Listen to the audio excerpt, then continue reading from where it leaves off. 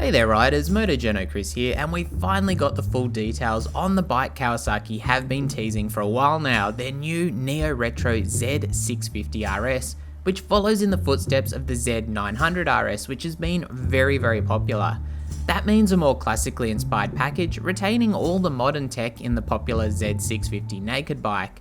Naturally, it will fill the same role, in restricted form for the A2 European restrictions or LAMs here in Australia, or as a mid-capacity option in the unrestricted form. We've only seen UK pricing so far, which starts at £7,549 in black, which gets bumped up to £7,699 for the fancy metallic paint options, compared to the standard Z650's pricing of £6,649, we're seeing a £900 premium. They'll also be landing in the UK in November 2021, with arrival in Australia late 2021, and we don't know what pricing will be for Australia or the US. It does seem likely Australia and the US will see similar differences in pricing of maybe a 10 to 15% premium over the standard Z650.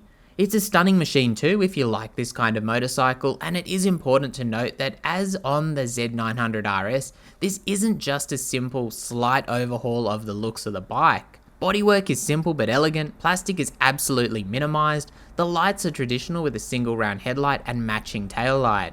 Analog clocks with a speedo and tacho are also featured, but frame a small central LCD mixing traditional with tech.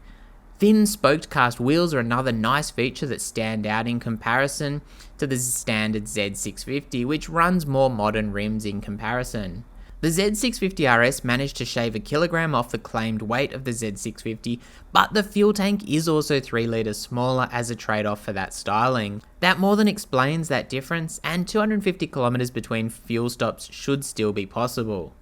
Common features carried across from the Z650 include the trellis frame, 41mm telescopic forks and monoshock setup, and there's preload adjustability on the rear. The main difference there is of course the subframe, which is run lower and flatter to accommodate a different seat. Interestingly, the rake and trail is also shared between the two models, suggesting the Z650RS will share handling characteristics with the Z650 very closely, even if ergos are revised. The parallel twin engine is also naturally carried across, and it's a smooth and linear power plant that will arrive in Australia in a LAMS version at 51 horsepower, while other markets get the full power version producing 67 horsepower in comparison. Normally there's not a lot of difference between the torque on offer, even with the restricted options, so you're kind of getting the best of both worlds with the restricted options. That's a fairly relaxed state of tune in either form, but it's a hard power plant to criticise with some untapped potential there for those willing to spend the money to unleash it. These are a popular, or were a very popular, race-basis machine, although now obviously bikes like the Journo 660 are really pushing into that territory. Naturally there's a 6-speed gearbox, but we're also getting a slipper clutch, helping lighten lever pull and keeping things smooth on aggressive downshifts, which is a nice sporty feature and very much a quality of life inclusion. Brakes are a combination carried across too, with a set of 300mm front rotors and 2 piston calipers, while the rear is a 220mm rotor with a single piston caliper, both backed by ABS, as we expect on all machines these days. Where the Z650 gets wave rotors, the Z650RS runs traditional rotors in keeping with the theme. The most noticeable feature retained from the regular Z650, which doesn't quite match the neo-retro look, is that exhaust, especially in comparison to what we saw on the Z900RS, which gets a very traditional setup.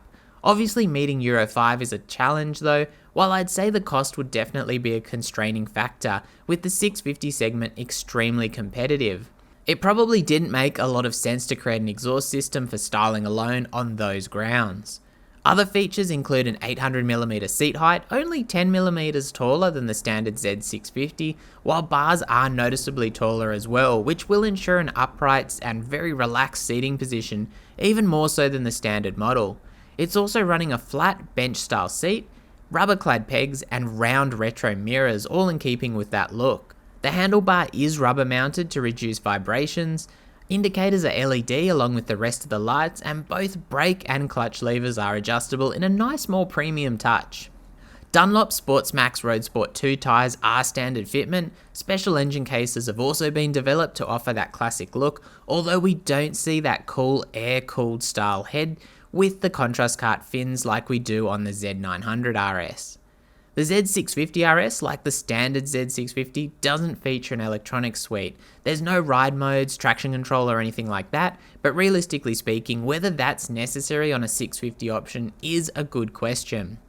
The Z900RS also carries a much higher premium over its Z900 counterpart, where it seems likely the Z650RS will try and stay close to most of the 650 competition, with a premium over the Z650 likely to leave it near bikes like Triumph's Trident 660, thanks to competitive pricing on the standard version already.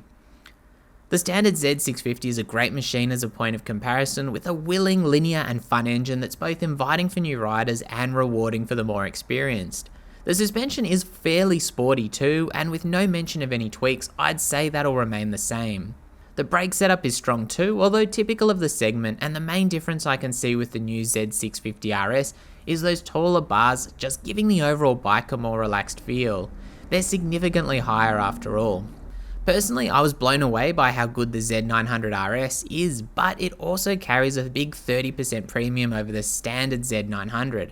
That's reflected in a host of ways, and I don't think we'll see quite the same extent of differences between the Z650, the standard, and this new Z650RS in comparison. Is that a bad thing? I certainly don't think so. The Z650 is already great, while this will offer a nice option for those who don't like the futuristic styling of modern machines, with a small premium for that look. Softening up the ergonomics on the RS is also a great move, as it'll add more than just style to the appeal of this machine, further helping differentiate it from the standard. We've still got to wait for pricing to be confirmed here in Australia, but the Triumph Trident 660 at $12,690 right away seems a likely touch point for this model. The big challenge will be gauging how much of a premium riders are willing to pay while still retaining widespread appeal, as this is an ultra competitive segment, particularly with the restricted bikes here in Australia. And the 650s in general are very competitive on their own, no matter where you go. Even when you consider that classic appeal, that's certainly something that's going to be a little bit unique to the Z650RS. Anyway, let me know what you think of this new Kawasaki and whether it's a motorcycle you're interested in or meets your expectations. As always, thanks for watching and stay safe out there.